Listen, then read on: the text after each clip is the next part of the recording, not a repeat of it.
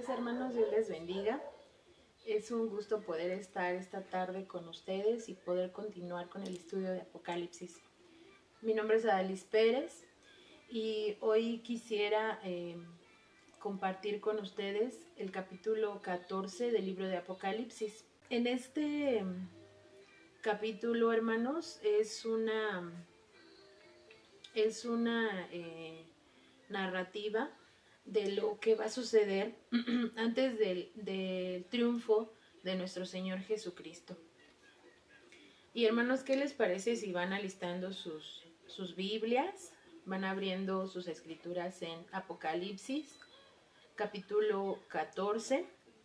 Esta tarde vamos a ver 3 visiones, hermanos. Las visiones que habla el apóstol Juan es la visión del Cordero acompañado de los 144,000, el mensaje de los 3 ángeles y la tierra cegada. Vamos a iniciar, como les decía, hoy vamos a ver el capítulo 14 de Apocalipsis y vamos a ver las 3 visiones. Dice aquí que la primera de ellas es la visión del Cordero acompañado de los 144,000. Hermanos, cuando nosotros vemos o leemos Apocalipsis, capítulo 14, dice el versículo 1. Después miré, y he aquí el Cordero que estaba de pie sobre el monte de Sión, y con él 144,000 que tenían el nombre de él y de su padre escrito en la frente. Hermanos, si ustedes recuerdan, un tiempo atrás estudiamos Apocalipsis capítulo 7. Y justamente ese capítulo nos enseñaba de estos 144,000 que ahora son retomados, hermanos. Y nos enseñaban cómo se detenían los juicios de Dios para que ellos pudieran ser sellados, hermanos. Y se les daba una encomienda muy especial, que era proclamar el Evangelio durante la segunda parte de la gran tribulación. Y hermanos, hoy se retoma nuevamente ahora estas personas, este puñado de gente con una misión especial. Pero hermanos, la visión inicia con el Cordero victorioso, con el Cordero que regresa a la tierra para implantar un reino glorioso. Ahora, la descripción del apóstol Juan que vemos en estos capítulos ya no es el siervo sufriente de Jehová como le describe Isaías, ya no es aquel hombre abatido que ha pagado el precio por nosotros, sino ahora es el Cordero victorioso. Dice que está de pie, hermanos, sobre el monte de Sión. Se dice que el monte de Sión es aquel monte que está al costado oriental de Jerusalén. Y hermanos, estar de pie simboliza victoria, simboliza fuerza. Y cuando dice que el versículo 2, y oí una voz del cielo como de estruendo de muchas aguas y como sonido de un gran trueno. Y la voz que oí eran como de arpistas que tocaban sus arpas.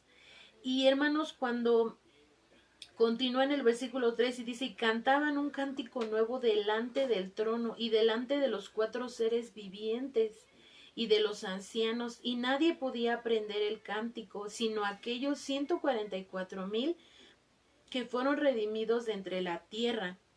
Y cuando nosotros leemos estos versículos, hermanos, podemos ver que los ángeles levantan un cántico. Pero que hay alguien, hermanos, que tiene el gran privilegio de poder, hermanos, memorizar y volver a cantar este canto. Y son ni más ni menos, hermanos, que los 144,000. No sé si ustedes recuerden que cuando hicimos el estudio de Apocalipsis 7, decíamos, hermanos, que ellos iban a sufrir, hermanos, a causa del propósito que ellos tenían de proclamar a Jesús durante la gran tribulación y no ser sellados por la bestia.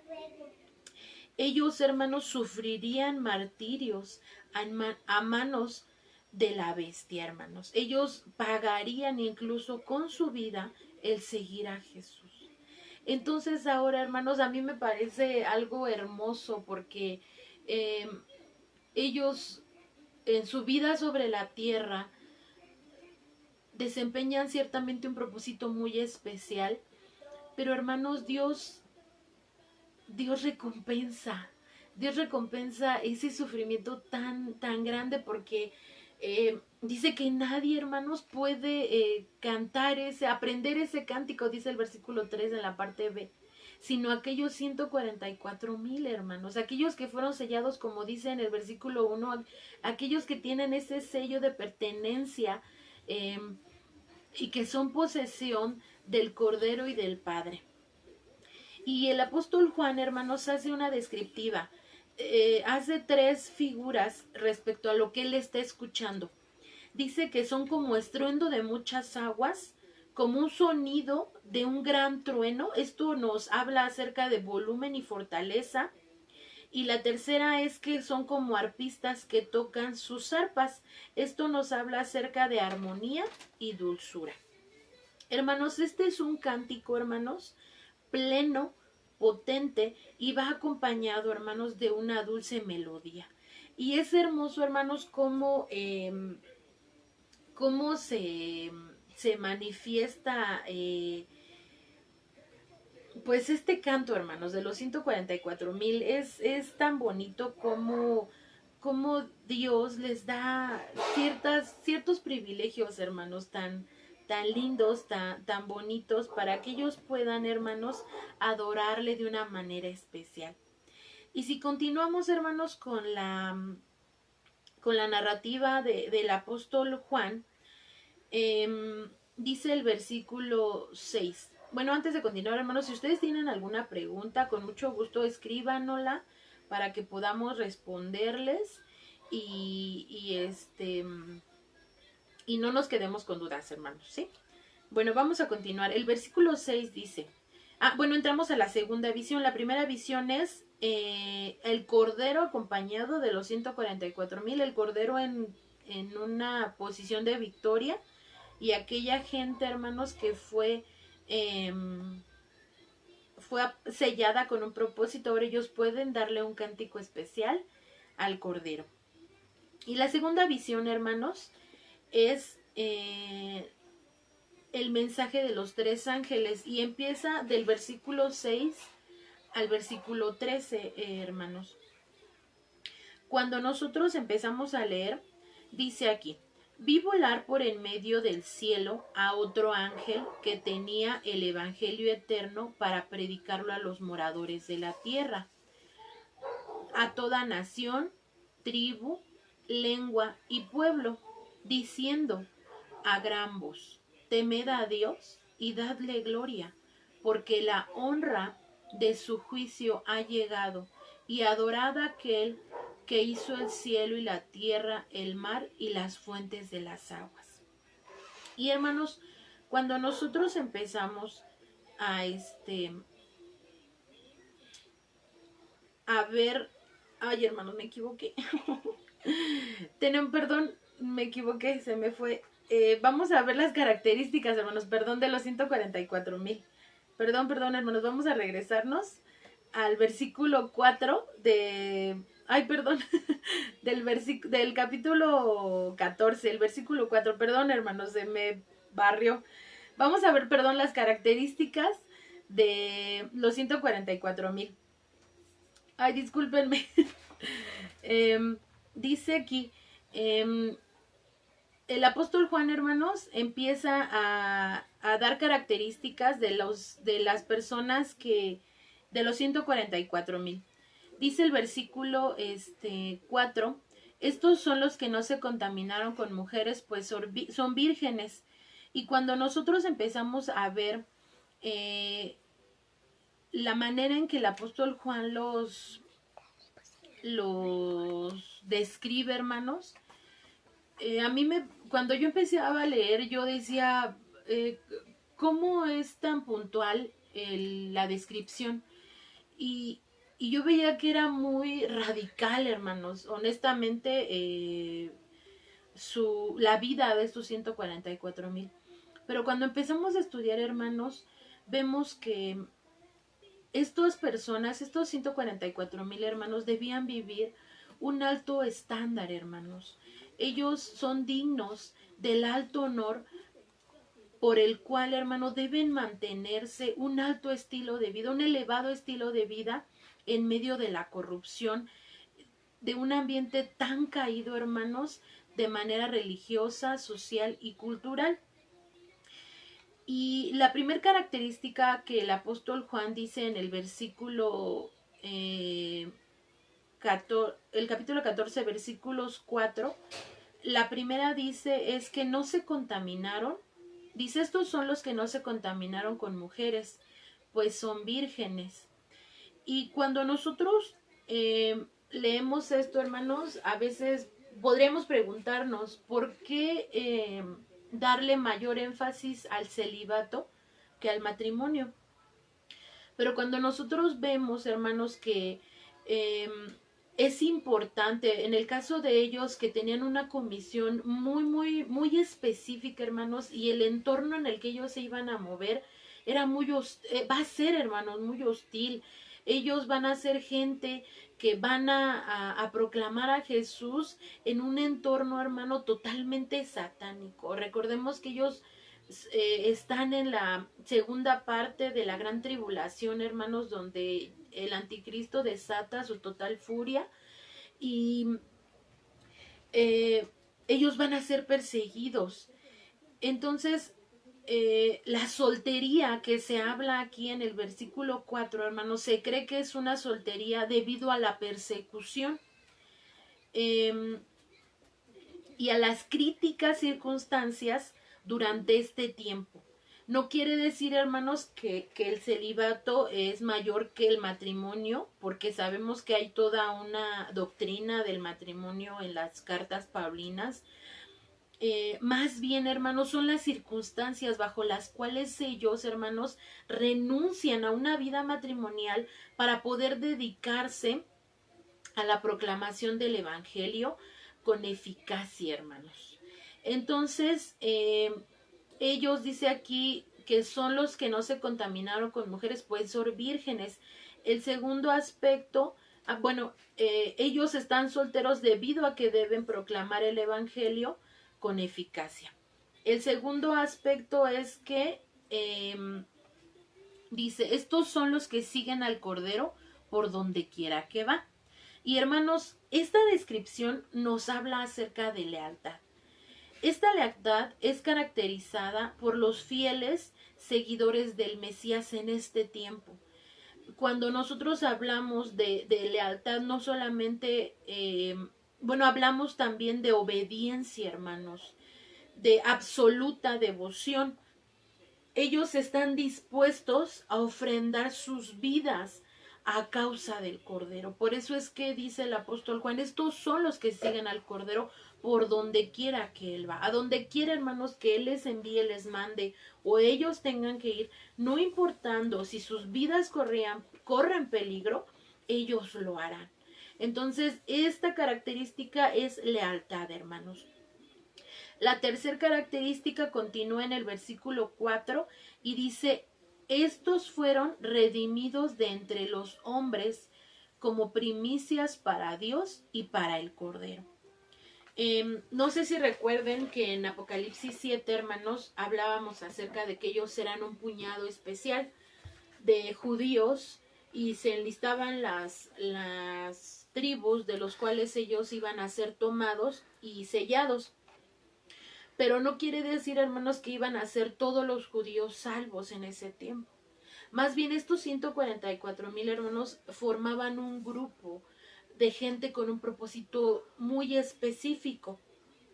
Entonces, cuando nosotros, hermanos, leemos esto aquí, dice que ellos son como primicias porque ellos han sido extraídos de entre un grupo más amplio, o sea, de toda la nación judía, ellos han sido tomados y han sido constituidos, hermanos, una ofrenda para Dios, en el sentido, hermanos, de consagración. Esto es que ellos tienen, como ya les comentaba, un propósito muy, muy específico en este tiempo, hermanos. Ellos son los judíos que van a proclamar que Jesús, sigue vigente, hermanos, el sacrificio de Jesús. Y que aún la misericordia de Dios se está extendiendo en este tiempo aún de gran dificultad para que la mayoría de las personas puedan ser salvadas, hermanos. Y la cuarta característica empieza en el versículo 5. Dice, y en sus bocas no fue hallada mentira, pues son sin mancha delante del trono de Dios. Y cuando nosotros leemos, hermano, esta característica nos habla acerca de veracidad. Esto es que su actuar y su hablar serán irreprensibles, irreprochables, hermanos. Cuando nosotros vamos un poquito más a los idiomas originales, hermano, la formación de esta frase nos da la idea de que habrá personas que intentarán encontrar mentira o falsedad en ellos, hermanos, pero no la hallarán. Esto habla de que ellos son gente íntegra, gente que en todos sus caminos se comporta a la altura. Y esto me hace recordar, hermanos, la historia de Daniel. Cuando él era un hombre recto delante de Dios y dice que él estaba delante de aquellos gobernantes tan importantes, pero dice que las personas que no le agradaban, que no le amaban, dice que buscaban la manera de encontrar en él falla. Pero dice que él era un hombre sin tacha alguna. Entonces, hermanos, la historia se repite, ¿no? Siempre habrá quienes busquen alguna falla en aquellos escogidos de Dios. Sin embargo, debemos vivir a la altura de la cruz de Cristo. Debemos vivir, como dice aquí, con veracidad. Actuar, que nuestro actuar y nuestro hablar sean irreprochables, para que entonces, aunque a la gente busque en que estamos mintiendo o estamos teniendo falsedad, no hallen, hermanos, pues alguna mancha en nuestras vidas. Y ahora sí, perdón, hermanos, hace rato se me fue estoy nerviosa, hermanos. Ahora sí vamos a pasar a la segunda visión, hermanos. La segunda visión es el mensaje de los 3 ángeles. Cuando continuamos leyendo, vamos a encontrar esta siguiente visión, hermanos, en los versículos del 6 al 13. Y empieza esta nueva visión, hermanos, con la descripción de quién lo dice. Y dice aquí que vi volar por en medio del cielo a otro ángel que tenía el evangelio eterno para predicarlo a los moradores de la tierra, de toda nación, tribu, lengua y pueblo. Entonces, hermanos, cuando nosotros vemos, dice que vi un ángel en medio del cielo. Cuando nosotros hablamos acerca de esta característica tan específica, nos habla acerca, hermanos, de que el ángel se sugiere que debe tener la mayor audiencia posible para poder anunciar, hermanos, este evangelio eterno. Dice el versículo 7, diciendo a gran voz, temed a Dios y dadle gloria, porque la hora de su juicio ha llegado, y adorad a aquel que hizo el cielo y la tierra, el mar y las fuentes de las aguas. Cuando nosotros leemos esto, hermanos, el primer ángel, hermano, anuncia a los sobrevivientes de este tiempo que deben reconocer la soberanía de Dios y que solo Jesús, que solo el Padre, que solo Él es digno de ser adorado y glorificado, hermanos. Que nadie sobre la tierra, hermanos, va a quedar sin oír este evangelio eterno, porque dice el versículo 6 en la parte B, toda nación, tribu, lengua y pueblo, hermanos, deberá oír este evangelio eterno. El versículo 7 habla en 3 verbos, hermanos. Dice, temed a Dios, dadle gloria y adorad a aquel que hizo el cielo, la tierra, el mar y las fuentes de las aguas. Cuando nosotros leemos estos verbos, hermanos, estos verbos, están en imperativo. Están siendo un mandato urgente, hermanos, porque la hora del juicio, hermanos, está por llegar. Ya el tiempo, hermanos, está a la puerta. Ya el juicio de Jesús, hermanos, está a nada de llegar. Es por ello que el primer ángel hace mayor anunciación con la mayor audiencia posible para que toda la gente pueda escuchar. Es importante, hermanos, entender que la hora del juicio está por llegar y que es la última oportunidad. Es la última oportunidad. Ya no va a haber gracia, ya no va a haber misericordia. Es el último tiempo, hermanos. Cuando nosotros vemos esto, hermanos, debe llevarnos a ese punto de agradecer las misericordias de Dios. Y que Él tuvo paciencia con nosotros, hermanos, y llegó a nuestra vida y tal vez nos persiguió mucho tiempo, nos persiguió poquito, pero al fin nosotros pudimos rendir nuestra vida a Él. Y bendecimos a Dios, hermanos, porque su misericordia nos ha alcanzado. Y en ese tiempo, hermanos, la misericordia de Dios aún se alargará, pero va a llegar un punto, hermanos, en el que ya no va a ser posible. Y esto, hermanos, son de los últimos llamados que se hacen al arrepentimiento. El versículo 8, hermanos, dice que va el segundo ángel. Entonces entra el segundo ángel en escena. Y dice, otro ángel le siguió diciendo, ha caído Babilonia, la gran ciudad, porque ha hecho beber a todas las naciones del vino del furor de su fornicación. Y hermanos, cuando habla acerca de ha caído, cuando se hace esa repetición de esas palabras, hermanos, es porque es algo rotundo. O sea, va a suceder porque va a suceder. Entonces, la caída de Babilonia, cuando nos habla acerca de Babilonia, hermanos, nos habla acerca del sistema mundial de corrupción y de idolatría, hermanos. Habla de su inminente destrucción, no va a haber de otra, hermanos. Va a caer este sistema, el anticristo va a ser derrocado y entonces va a ser el juicio de Dios. Y dice que la parte B dice, porque ha hecho beber a todas las naciones del vino del furor de su fornicación. Y cuando habla de esto, hermanos, es que este sistema, el anticristo, ha movido las cosas de tal manera, hermanos, en que él ha tenido una influencia maligna, hermanos, a las naciones, a las personas, al sistema, ha sido una inmoralidad contundente. Y esto provocará, hermanos, el derramamiento de la ira de Dios, tanto en la ciudad como en el sistema, hermanos. Entonces, este es el mensaje del segundo ángel, el juicio inminente, que no va a haber de otra, hermanos. No hay de otra, hermanos. Al fin y al cabo va a haber un juicio. Y el tercer ángel, hermanos, nos dice que es una advertencia.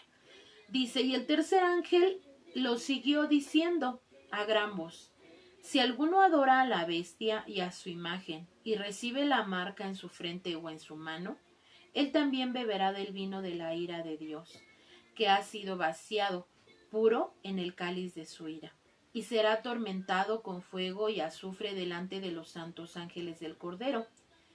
y el humo de su tormento sube por los siglos de los siglos y no tiene reposo ni de día ni de noche. Los que adoran a la bestia y a su imagen, ni nadie que reciba la marca en su nombre. Aquí está la paciencia de los santos, los que guardan los mandamientos de Dios y la fe en Jesús. Oí una voz que desde el cielo me decía: escribe, bienaventurados de aquí en adelante los muertos que mueren en el Señor. Sí, dice el Espíritu, descansarán de sus trabajos porque sus obras siguen con ellos. Y hermanos, cuando nosotros leemos esto, podríamos preguntarnos, ¿cuál es el objetivo, hermanos, de que haya tanta certeza en la narrativa, haya tantos,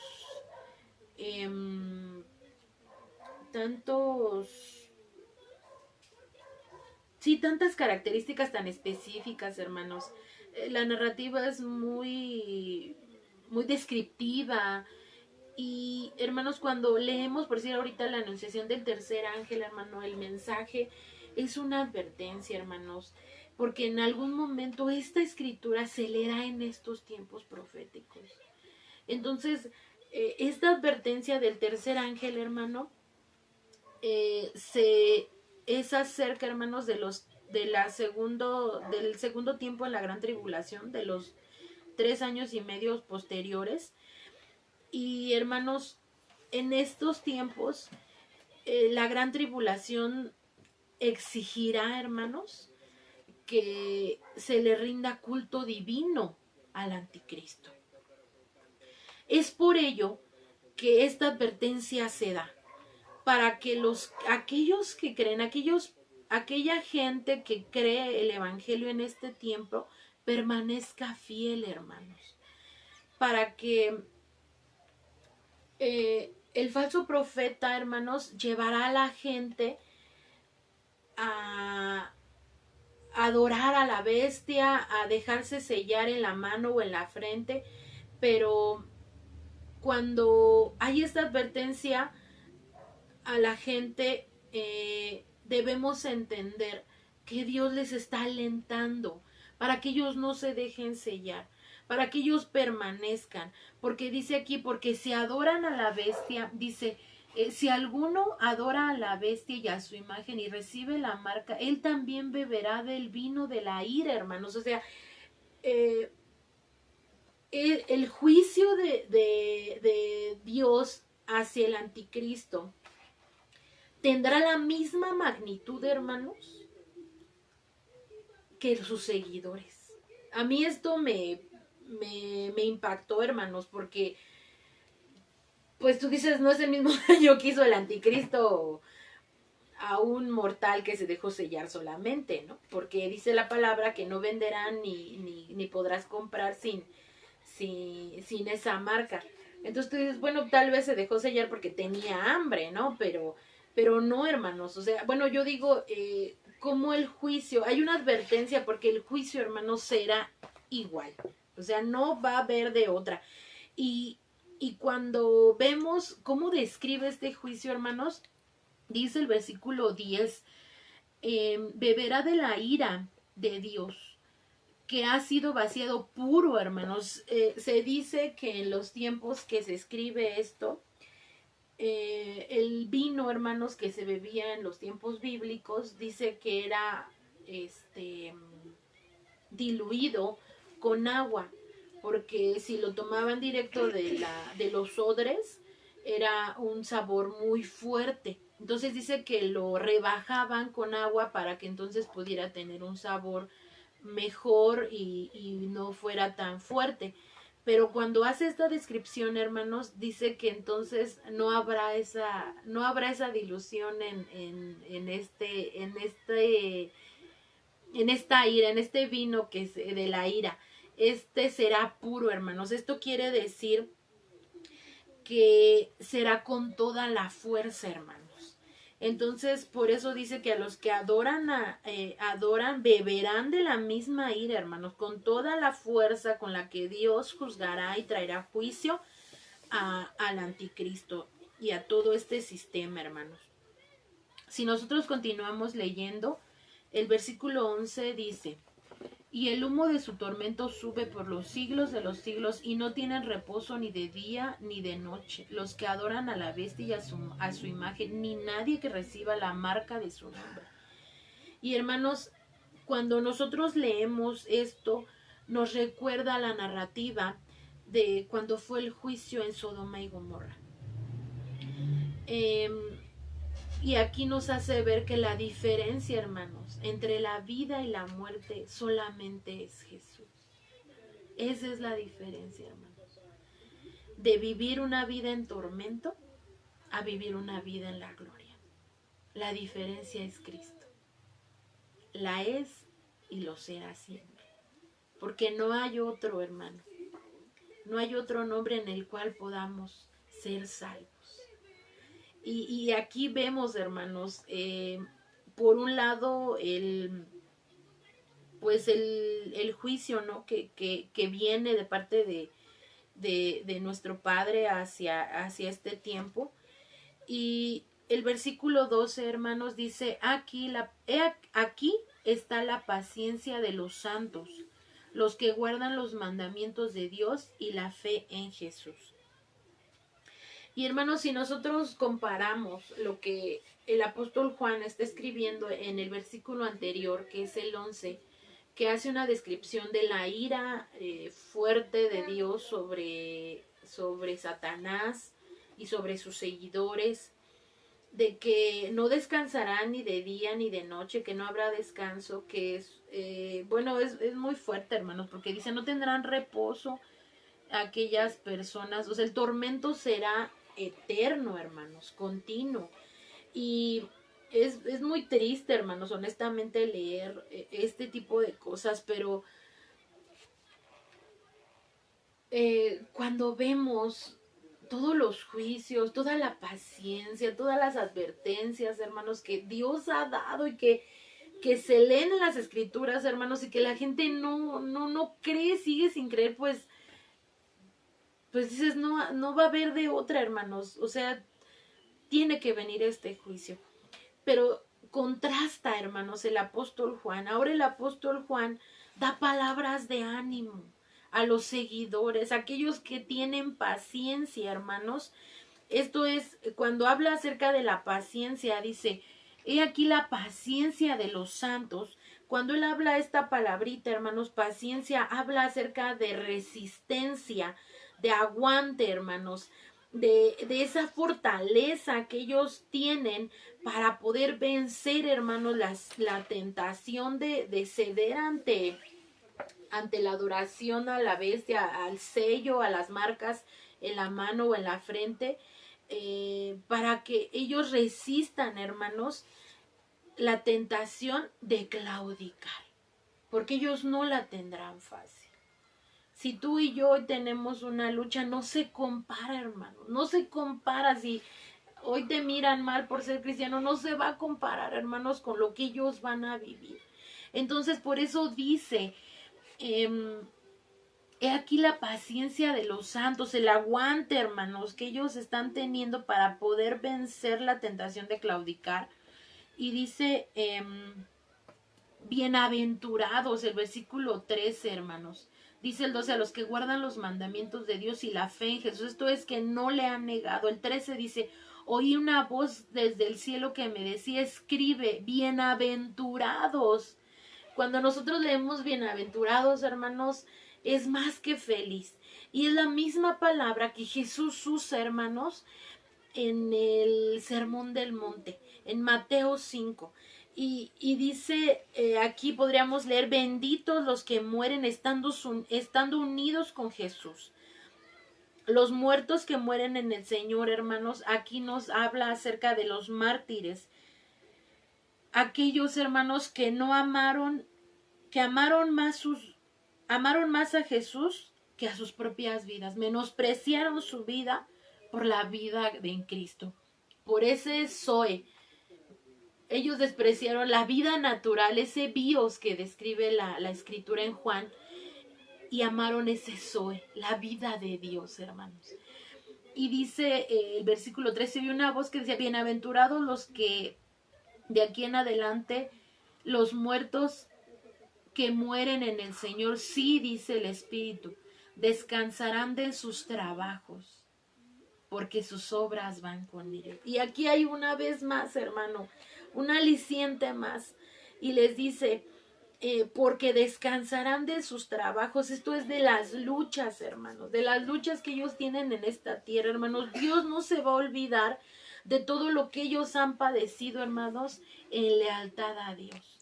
Entonces, es bien importante, hermanos, que esto se haya escrito, porque cuando se lea, hermanos, en aquellos tiempos, ellos sabrán, hermanos, que van a descansar, pero que eso que ellos han padecido, hermanos, seguirá con ellos. Y que Dios recompensará, hermanos, que sus obras serán recompensadas en los cielos, hermanos. Y vamos con la tercera visión, ya vamos a acabar, hermanos, es la tierra cegada o la siega judicial. Y cuando empezamos, hermanos, a leer el versículo 14 al versículo 20, honestamente, hermanos, cuando yo lo leía, me parecía una narrativa muy, muy cruda, hermanos, unas palabras muy feas, muy dolorosas, hermanos, porque habla del juicio en una cuestión muy cruda. Y vamos a comenzar con esto, hermanos. Dice el versículo 14, miré y he aquí una nube blanca, y sobre la nube uno sentado semejante al Hijo del Hombre, que tenía en la cabeza una corona de oro y en la mano una hoz aguda. Como yo les decía en el principio, cuando empieza el cántico de los 144,000, vemos ya a un Jesús en su total plenitud.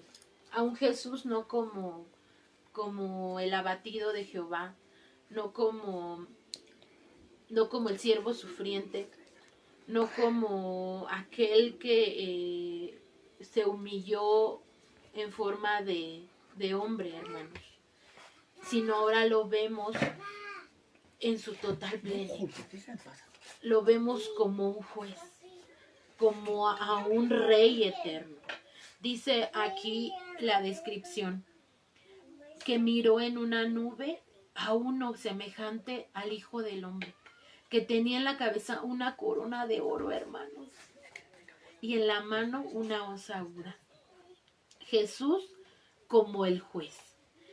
Y, hermanos, cuando leemos esto, dice el versículo 15, y del templo salió otro ángel, clamando a gran voz, y al que estaba sentado sobre la nube, y decía, mete tu hoz y ciega, porque la hora de cegar ha llegado, pues la mies de la tierra está madura. Y cuando el ángel, hermano, le habla a Jesús, no es que le esté dando una orden, más bien el ángel expresa un ruego. Cuando él dice, mete tu hoz, ciertamente es un verbo en sentido de urgencia, en que ha llegado el momento.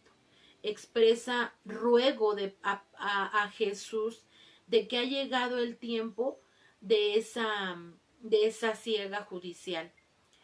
La corona de oro que nos describe aquí nos habla de un Cristo glorioso. Nos describe a un Jesús victorioso, a un Jesús vencedor, a un Jesús que viene, hermanos, a ocupar su trono como heredero legal de David.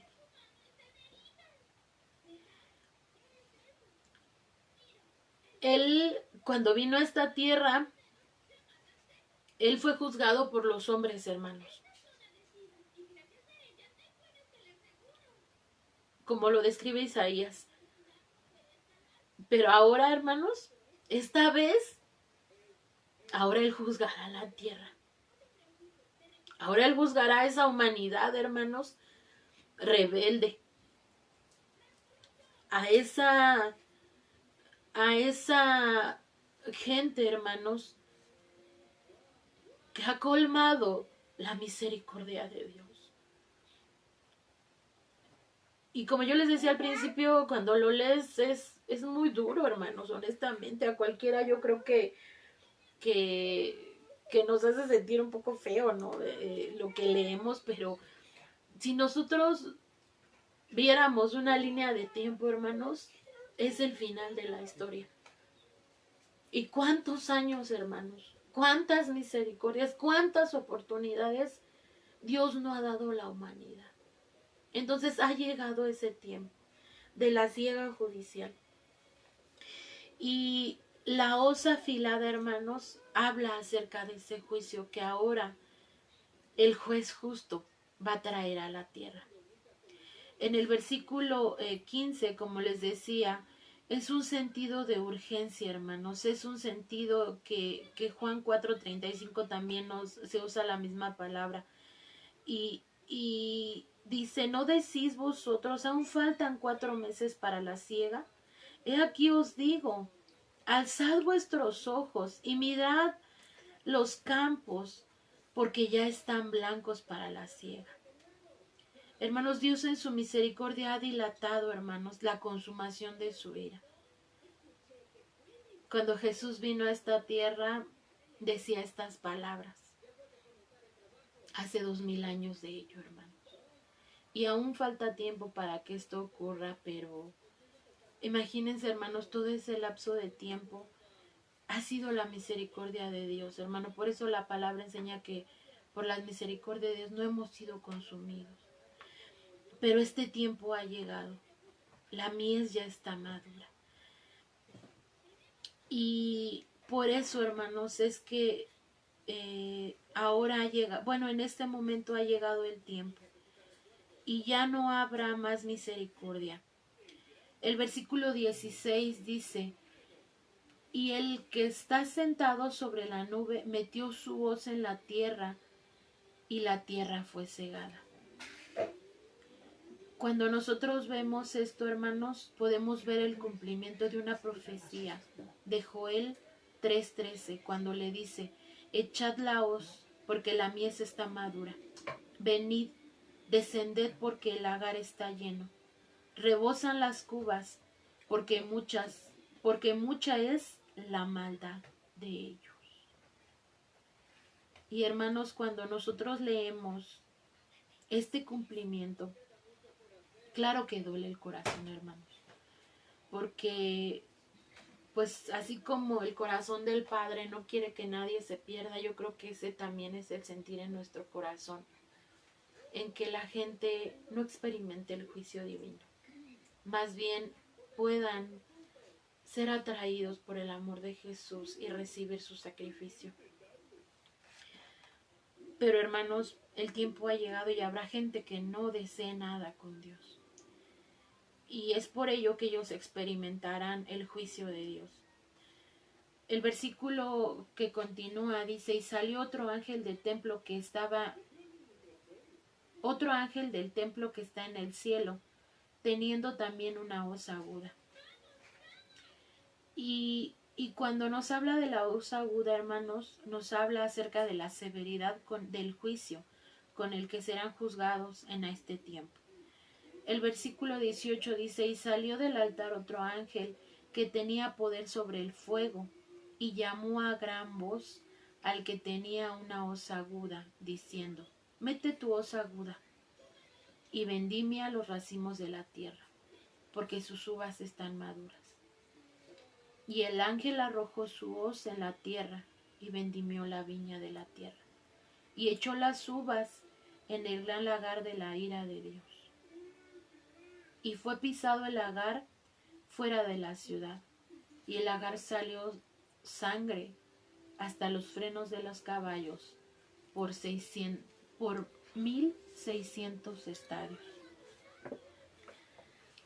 Y hermanos, cuando leemos esto, es el juicio de Dios, es cuando nos habla acerca de que está maduro, cuando se hace una comparativa, hermanos, entre las personas, o una figura, ¿no? Más bien dicho, que se compara a las personas con las uvas, con la vendimia.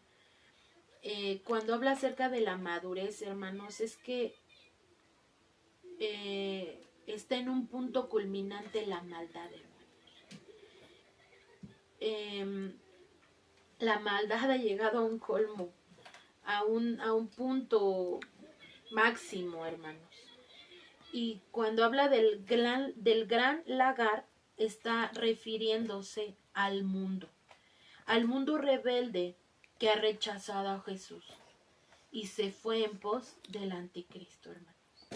Recordemos que para estos tiempos la iglesia ya fue tomada y todo, hermano, todo lo que está escrito antes del capítulo 14 se ha ido cumpliendo. Se ha ido cumpliendo. Entonces, la gente no tiene excusa, no puede decir que Dios no existe, así como en nuestros tiempos, hermanos, ahorita, ¿no? Que, ay, que Dios no existe, que no sé qué. Bueno, aunque sabemos que sí, hay muchas evidencias, hermano, la gente sigue necia en que no es real.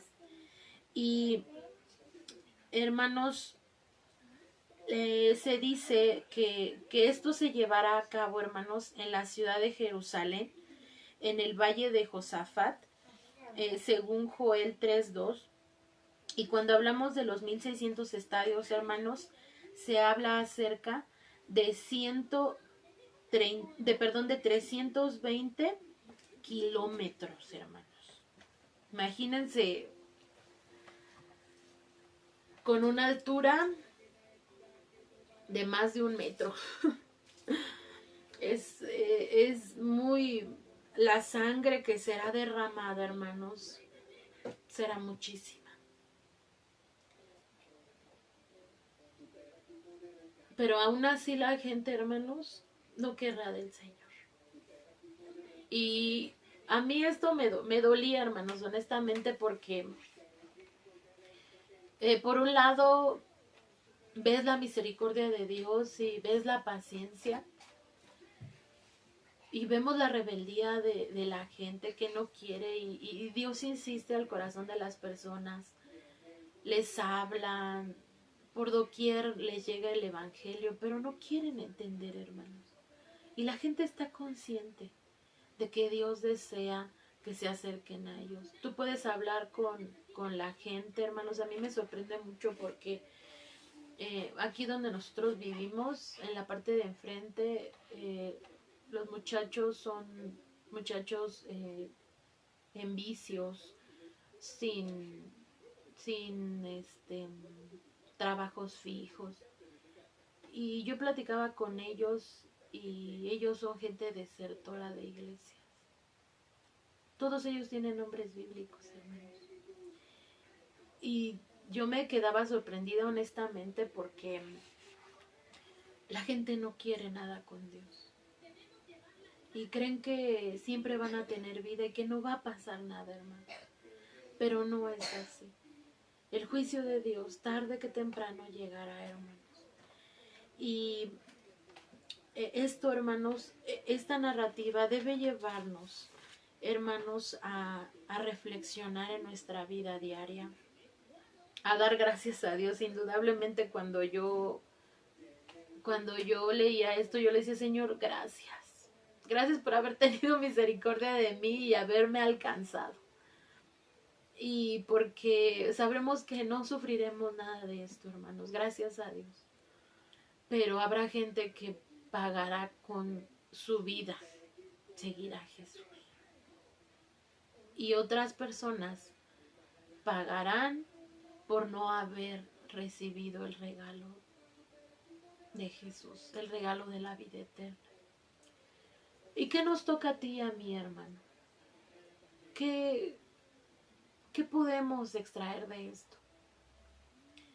Que nos toca vivir, hermanos, a la altura de la cruz de Cristo, así como como estos 144,000 hermanos que tienen lealtad al Cordero, que tienen veracidad, que son gente que proclama el Evangelio con eficacia y que son primicias, hermanos. Es importante que reflexionemos de nuestra vida, que agradezcamos la salvación y que podamos, hermanos, continuar compartiéndole a la gente.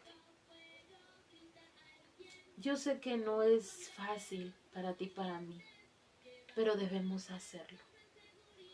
Debemos seguir diciéndole a la gente que aún hay tiempo para poder ser salvos. Y porque ciertamente esta vida tiene sinsabores, pero la eternidad nos promete algo hermoso. La eternidad nos permite vislumbrar cosas preciosas porque viviremos con nuestro Padre, porque ya no habrá más llanto, ni más tristeza, ni más dolor, hermanos. Entonces, yo quiero dejarles esto en su corazón, hermanos. Sigamos proclamando el Evangelio de Jesús.